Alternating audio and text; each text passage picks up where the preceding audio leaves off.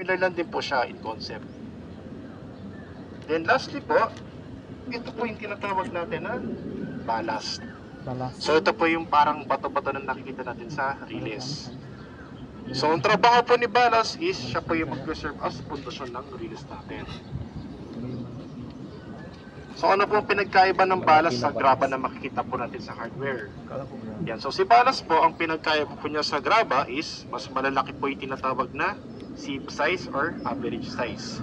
And also po, mas magaspang pa po siya compared sa graba.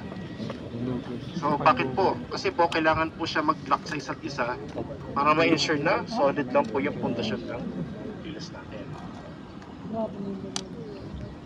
Yan. So, siguro matatanong po ninyo, makukuryente ba ako pag hinawakan ko ang release? Hindi. No. Po. Wow. Pamilyar naman po tayo sa positive and negative, di ba? Okay.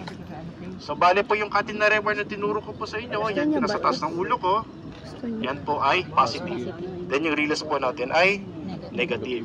So provided po na hindi po natin mahahawakan yan at the same time, wala po tayong contact sa positive and negative, hindi po tayo makukuryente.